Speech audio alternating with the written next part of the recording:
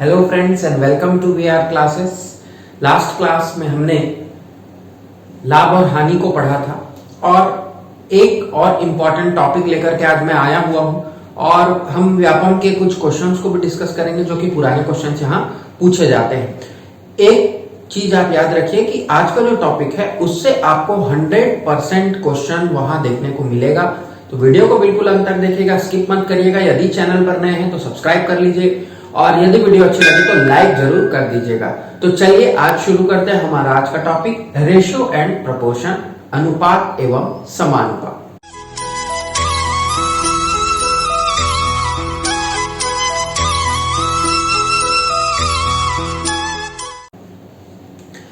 देखिएगा कि जब भी हम किसी राशि को, मान लीजिए कोई राशि A है और दूसरी राशि B है, उसको कुछ इस तरह से जब व्यक्त करते हैं तो उसे कहा जाता है अनुपात। मतलब A रेशियो B, इसको पढ़ते हैं A:B, ठीक है, A रेशियो B, A अनुपात B या A:B, इंग्लिश वाले ऐसा पढ़ते हैं।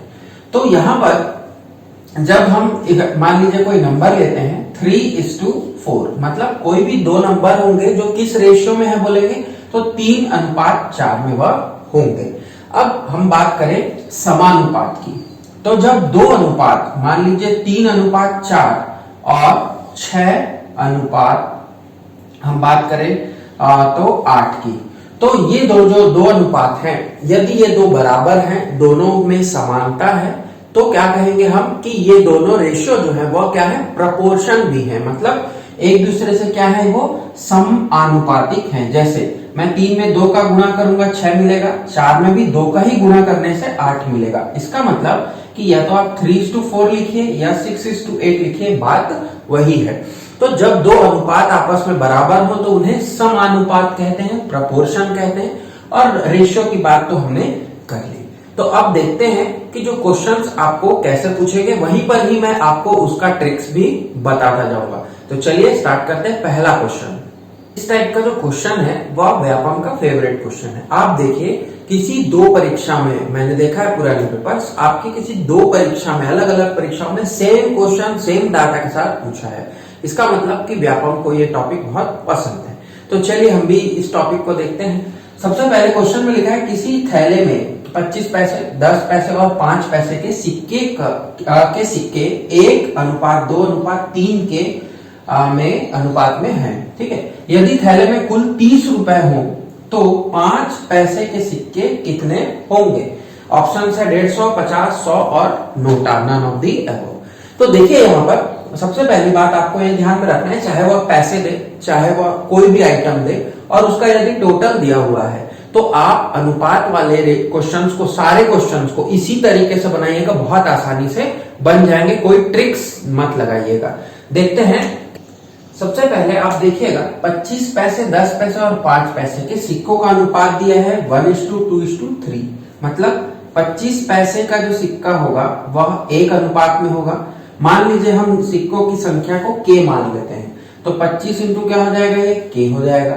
दूसरा हम प्लस करेंगे 10 पैसे के सिक्कों की, तो 10 इंटू 10 के अनुपात जो रेशियो है वो दिया है 2, तो यहां हो जाएगा 2k, ये भी क्लियर है आई थिंक। और 5 पैसे का जो अनुपात है वह दिया है 3, तो ये हो जाएगा 3k। अब इसको हम बराबर लिख सकते हैं 30 के, लेकिन 30 जो है वो रुपए में है, इसको पैसे में बदल दीजिए, तो ये हो जाएगा 100। अब क्या करना है, कुछ नहीं करना है, आपको जोड़ना है और k का मान निकाल लेना है। तो ये हो जाएगा 25 के और 10 दूनी हो जाएगा ये 20 के और ये हो जाएगा 15 के, बराबर कितना मिलेगा, 3000। तो चलिए इसके बाद कर दीजिए 25 और 20 45, 5 50 और 10 60 के, बराबर कितना मिल जाएगा, 3000। अब के बराबर मेरे को मिल जाएगा 60 का एक 0 कट गया, 6 पंचे 30 और एक 0, तो के बराबर कितना मिल गया, 50 मिल गया।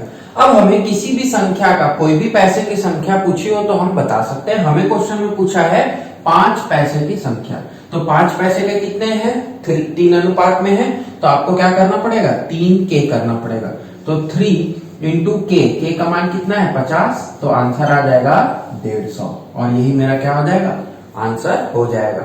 ऐसे टाइप के जितने भी क्वेश्चन आपको दिखेंगे या आपको आएंगे तो आपको इसी अप्रोच से जाना है, simplest approach but very important and very effective you can से।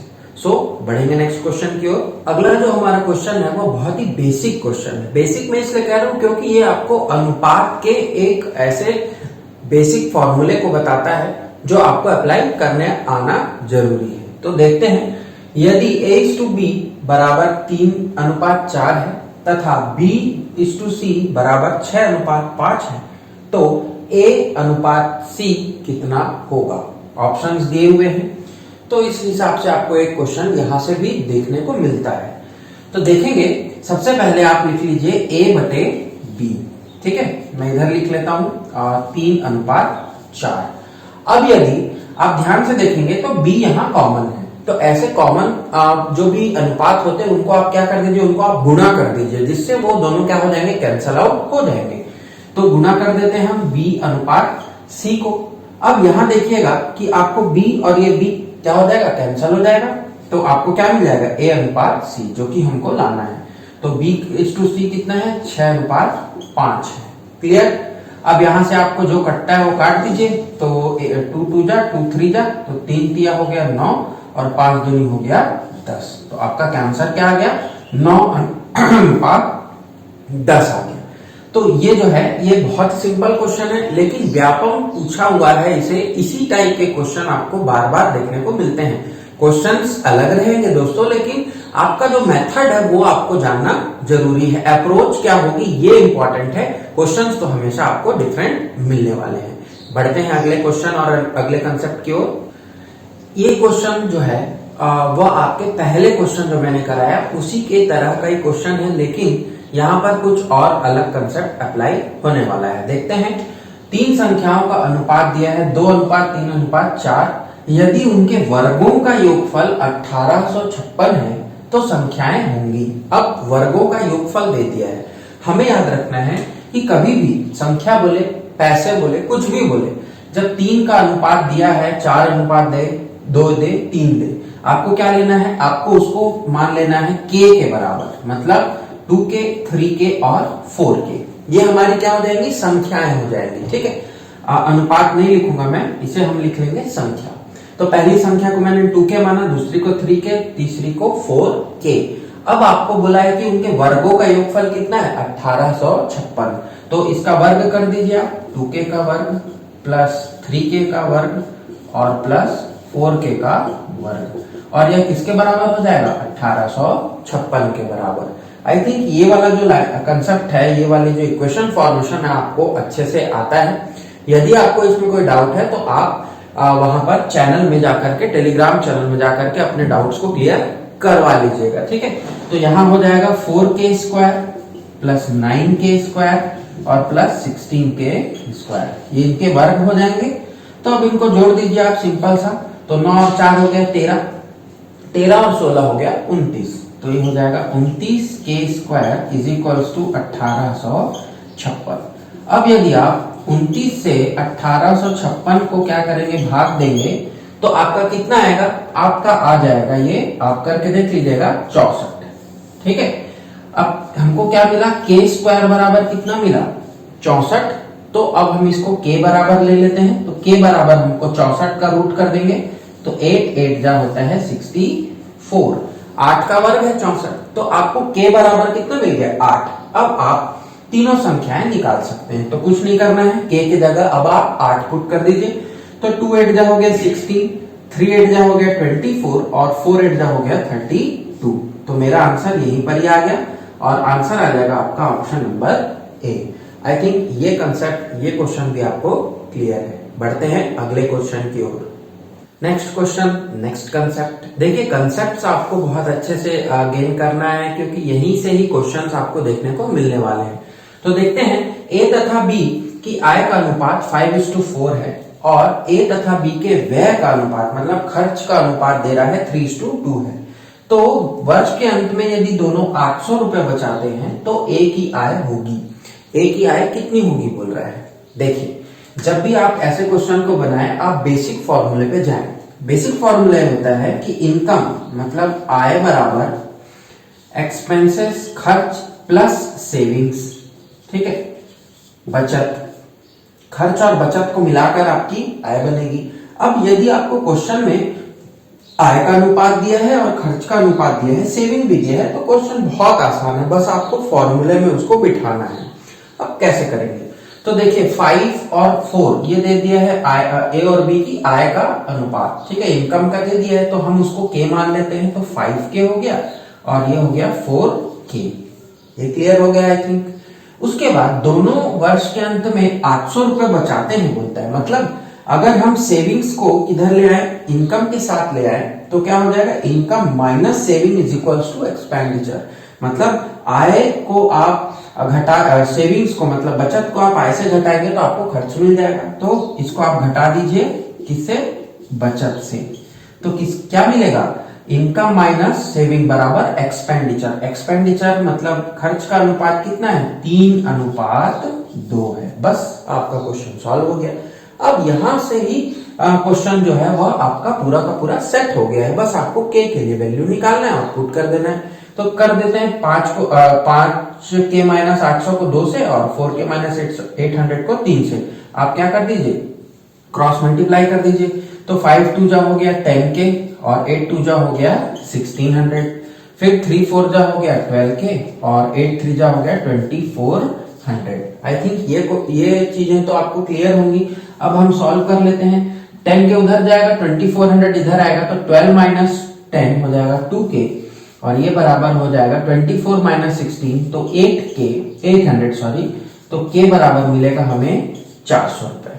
अब आपको क्या निकालना है, A की आय निकालना है, और A की आय कितनी ली है हमने, 5K लिया है, तो कुछ नहीं करना है, 5 इंटू आप कर दीजिए K का मान है 400, तो ये मिलेगा आपको 2000 और ऑप्शन में 2000 है, ऑप्शन नंबर बी, और यही आपका क्या हो जाएगा, आंसर हो जाएगा। तो आई थिंक ये कंसेप्ट, ये क्वेश्चन भी क्लियर होगा।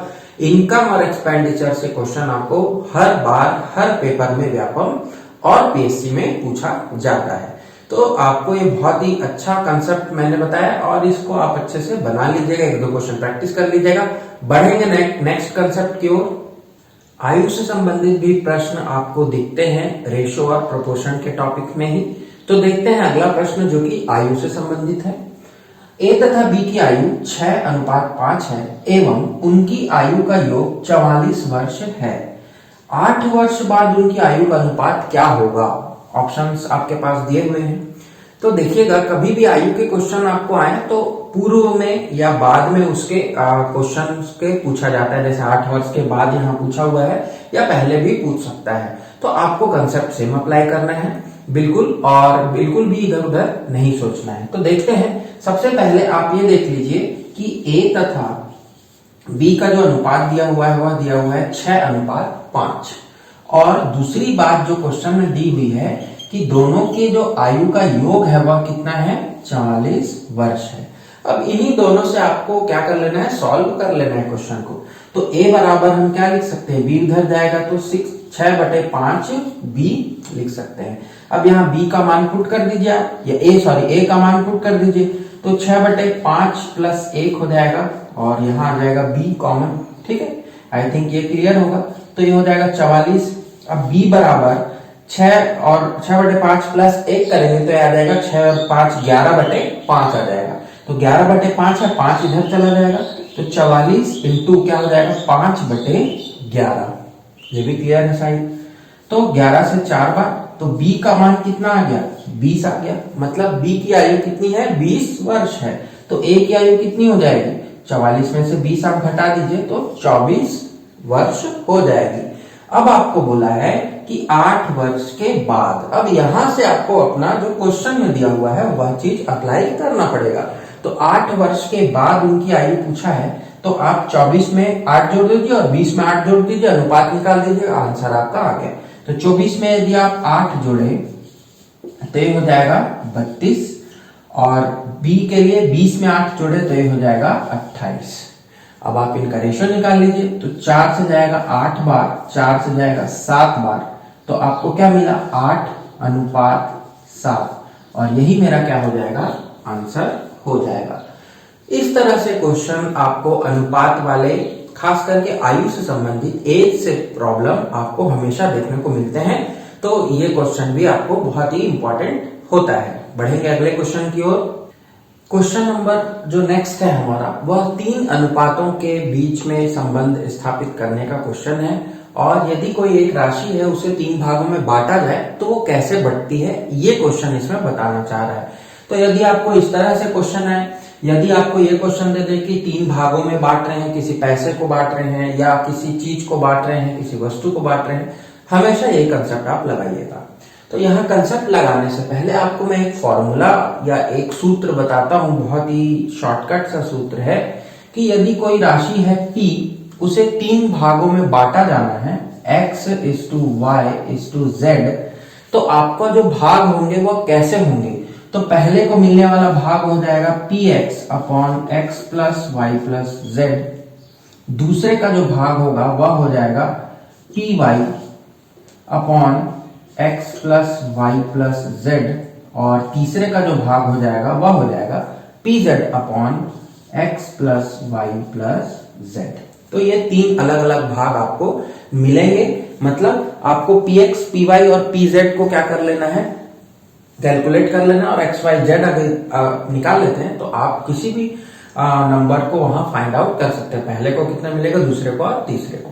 क्वेश्चन में बोला है यदि 782 रुपए को 3 भागों में, मतलब एक 1/2:2/3:3/4 के अनुपात में विभाजित करें तो प्रथम भाग है, पहला ही भाग निकालना है। मतलब हमको केवल इसकी वैल्यू निकालनी है, आप दोनों और भी निकाल करके ट्राई कर लीजिएगा। हमें निकालना पड़ेगा x plus Y plus Z. ये मेरा हो गया x, ये मेरा हो गया y, ये मेरा हो गया z। निकाल दीजिए। तो x है 1/2 प्लस ये हो जाएगा 2/3 और ये हो जाएगा 3/4। अब इनका एलसीएम ले लीजिए। तो 3, 2 और 4 का एलसीएम हो जाता है 12। ये हो जाएगा 6, 3 4 जा 12, 4 2 जा 8, 4 3 जा 12, 3 3 जा 9। तो उसके बाद आप लिखिएगा तो यहां आ जाएगा आपका 23/12। ठीक है, 8 6 14, 14 और 9 23। तो 23/12 आ गया हमारा नीचे का। अब आपको कुछ नहीं करना है, p तो दिया हुआ है आपको 782, x का वैल्यू है 1/2, आप मल्टीप्लाई कर दीजिए सीधा। तो 782 इंटू 1/2 अपॉन कितना मिलेगा, 23/12 मिल जाएगा। ठीक है, यहां से आप क्या कर देंगे, यहां से आप ले लीजिए सिंपल सा, ये 2 इंटू 12 ऊपर चला जाएगा और 23 नीचे आ जाएगा। अब आप इन दोनों को घटा दीजिए। तो 2 से 6 बार, और 23 से यदि आप 782 को घटाएंगे तो आपको 3 जा मिलेगा और 4 जा मिलेगा। ठीक है, तो बचा क्या हमारे पास, 34 इंटू 6। अगर आप 34 इंटू 6 करेंगे तो 6 चौके 24 आ जाएगा, कैरी आ जाएगी 2, 6 3 18 और 2 20। तो आपका आंसर क्या मिल गया, 204। मतलब ऑप्शन नंबर ए हमारा सही है। ऐसे ही आप py upon X Y Z निकाल लीजिए और pz upon X Y Z तीनों को जोड़ लीजिए, आपको 782 मिलने वाला है। बढ़ेंगे हम नेक्स्ट क्वेश्चन की ओर। लास्ट क्वेश्चन, लेकिन सबसे इंपॉर्टेंट क्वेश्चन और सबसे टफ क्वेश्चन आपके रेशियो एंड प्रोपोर्शन का। देखते हैं अगला क्वेश्चन। अनुपात समानुपात के जो टॉपिक है उसमें सबसे टफ क्वेश्चन यदि कोई है तो वह है आपका ये वाला क्वेश्चन। यहां देखिएगा, क्वेश्चन दिया है यदि a प्लस बी अनुपात b प्लस सी अनुपात c प्लस a बराबर 6:7:8 है तथा a plus B plus C बराबर 14 है तो c का मान होगा। अब देखिएगा इस क्वेश्चन में आपको अनुपात तो सरल दिए हैं, लेकिन उसके जो वेरिएबल्स हैं वो बहुत टफ दिए हुए हैं। अगर आपसे बनता है तो बहुत अच्छी चीज है, लेकिन जिनसे नहीं बनता ये क्वेश्चन सबसे टफ हो जाता है, लोग जनरली इसे छोड़ देंगे। लेकिन अगर ऐसे क्वेश्चंस आपको देखने को मिलेंगे तो आप वहां पर बनाइएगा जरूर। मैं आपको 2 विधि बताऊंगा इस क्वेश्चन को बनाने का, गौर से देखिएगा। सबसे पहली विधि जो है उसमें आप लिख लीजिए a प्लस बी, इसका जो अनुपात है वो कितना है, 6 है। तो a प्लस बी बराबर लिख लीजिए 6 बटे, ठीक है। अब आपको a प्लस बी का यदि रेशियो लेना होता था, इसके पहले वाले क्वेश्चन को याद करिए, तो हम क्या लेते थे, px upon a x plus Y plus Z लेते थे। तो यहाँ x plus Y plus Z, ये मान लीजिए x हो गया, ये y हो गया, ये z हो गया। तो कितना हो जाएगा 6 प्लस 7 प्लस 8। अब बराबर करने के लिए आप क्या करेंगे, तीनों रेशियो को क्या कर देंगे, जोड़ देंगे। तो a plus B plus B plus C plus C plus A, ये मिल जाएगा मेरे को बराबर होने के लिए। तो यहां मिलेगा 6 और यहां मिलेगा 8 6 14 और 7 21। अब यहां देखिए a 2 बार है, c 2 बार है और b 2 बार है, तो 2 times a plus b plus c ऐसा मैं लिख सकता हूं। Next 2a plus B plus C बराबर कितना दिया हुआ है मेरे को, 14 दिया हुआ है। तो मैं वहां से चलूंगा, तो 6/21 इंटू 2 इंटू क्या लिख देंगे हम, 14 लिख देंगे। ठीक है, अब इनको कटा दीजिए, तो 3 से 2 बार, 3 से 7 बार, 7 से 2 बार, तो ये कितना आ गया, 2 इंटू 2 इंटू 2 मतलब ये हो गया 8। तो आपको क्या मिला, a प्लस बी का मान कितना मिला, 8 मिला। अब क्वेश्चन में आपको a plus B plus C बराबर 14 दिया है। यदि आप a प्लस बी के मान को यहां रख देंगे तो c बराबर क्या हो जाएगा, ये हो जाएगा 8 बराबर 14। तो c का मान कितना आ जाएगा, 14 माइनस 8 मतलब c का मान हो जाएगा 6। ये थी हमारी पहली विधि, आंसर आया 6। देखेंगे इसी को नेक्स्ट मेथड से और वहां पर देखेंगे कि कैसे इसको और बना सकते हैं इस पर्टिकुलर क्वेश्चन को। हम पहले लेंगे अपने दोनों ही रेशियो को, तो a plus B plus B plus C plus C plus A, इसका हम अनुपात ले लेंगे a प्लस बी के साथ, b प्लस सी के साथ और c प्लस ए के साथ। ठीक है, तो a plus B plus C plus A, और तो इसका मान जो होगा वह देखिए a प्लस बी का है 6, b प्लस सी का है 7, c प्लस ए का है 8। तो यहां कितना हो जाएगा, 6 प्लस 7 प्लस 8, अनुपात में आ जाएंगे 6 7 और 8, तो अनुपात 6 अनुपात 7 अनुपात 8, ये आपको इक्वेशन बनेगा। अब देखेंगे तो यहां पर देखिए अगेन वही कंडीशन आ रही है, 2 times of a plus B plus C और अनुपात में है a प्लस बी और अनुपात है b प्लस सी और अनुपात है c प्लस ए। तो ये कितना हो गया, 21 अनुपात 6 अनुपात 7 अनुपात 8। आई थिंक यहां तक आपको क्लियर है। अब जो होगा, तो ये जो 2 होगा इसको आप क्या करेंगे, इसको आप ले जा करके यहाँ डिवाइड कर देंगे, क्योंकि हम क्या कर रहे हैं, इस जो यहाँ का जो कोफिशिएंट है उसको हटाना चाह रहे हैं। तो क्या लिखेंगे हम, a plus B plus C बराबर अनुपात a plus B plus C और अनुपात c प्लस ए। 21 को 2 से भाग देंगे तो 10.5 होगा, 10.5, 6:7:8। यहां तक आई थिंक आपको क्लियर है। अब जो हम करने वाले हैं वह ये करेंगे कि हम अब इंडिविजुअल a, b और c का अनुपात निकालेंगे। कैसे निकालते हैं, तो a अनुपात b अनुपात c। यहां ध्यान से देखिएगा, पहला जो अनुपात है मतलब a का जो वैल्यू होगा वह इस टोटल के अनुपात से कितने को घटाएंगे, तो a अनुपात निकालने के लिए b प्लस सी को घटाइए। तो b प्लस सी का अनुपात क्या था, 7 था। तो आप क्या करिए, 10.5 जो हमारा a प्लस बी प्लस सी है उसमें से मैं b प्लस सी को क्या कर दे रहा हूं, माइनस कर दे रहा हूं। मतलब 7 को मैं माइनस कर दिया तो क्या मिल गया मुझे, a मिल गया। ऐसे ही फिर से क्या करेंगे, a प्लस बी प्लस सी से किसको घटा देंगे, b लाने के लिए a प्लस सी को। a प्लस सी क्या है, 8 है।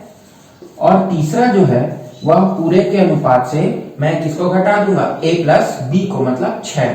तो मुझे क्या मिल जाएगा, c मिल जाएगा। क्लियर। अब आप सॉल्व कर दीजिए, तो 10 में से आप इनको सॉल्व करेंगे तो ये मिलेगा 3.5, इसको करेंगे तो ये मिलेगा 2.5 और इसको करेंगे तो ये मिलेगा आपको 4.5। ठीक है, अब इनके पॉइंट्स को हटा दीजिए आप पॉइंट को, क्योंकि सभी में पॉइंट्स है। और आप देख रहे होंगे कि ये कॉमन है, तो 5 से सभी चले जाएंगे तो 5 7 बार, 5 बार और ये मिलेगा 9 बार। तो आपको रेशियो क्या मिला, A:B:C का रेशियो मिला 7:5:9। हमको किसका मान निकालना था, हमको C का मान निकालना है। लेकिन यहां पर सी का मान निकालने के लिए आप ध्यान रखिएगा कि 9 नहीं होगा। 9 इसलिए नहीं होगा क्योंकि वह अनुपात में है, हमें सी का मान पूछा है। तो सी का मान निकालने के लिए आपको क्या करना पड़ेगा, आपको फिर से जो है वह जो हमारे जो वैल्यू थी, ये जो 14 वैल्यू थी, इसी वैल्यू पर जाना पड़ेगा। तो हम सी की वैल्यू ऐसे निकालेंगे, जो टोटल मान था मेरा, ठीक है, अपॉन में तीनों का जो जोड़ होगा, मतलब 6 7 8 का, 6 + 7 + 8 का, और इससे मैं गुणा कर दूंगा किसको, 9 को। आई थिंक ये आपको क्लियर होगा। तो यहां पर मिलेगा 14/21 × 9। तो यहां से 7 का 2 बार, 7 का 3 बार, 7 का 3 बार और 3 का 3 बार। तो क्या मिल गया मेरे को वैल्यू, 2 × 3 मिल गया 6, और यही मेरा क्या हो जाएगा, आंसर हो जाएगा। तो आई थिंक कि ये कंसेप्ट, ये वाला मेथड भी आपको बहुत ज्यादा क्लियर है। यदि क्वेश्चंस में कोई डाउट है तो आप जरूर कमेंट सेक्शन में कमेंट करिएगा। वीडियो को आपने यदि लाइक नहीं किया है तो जल्दी से वो लाइक का बटन दबा दीजिए, और चैनल को सब्सक्राइब नहीं किया है तो सब्सक्राइब कर लीजिए। हम मिलेंगे अपने अगले वीडियो में अगले टॉपिक के साथ। तब तक के लिए आप सभी पढ़ते रहिए, स्वस्थ रहिए और मस्त रहिए। Thank you very much.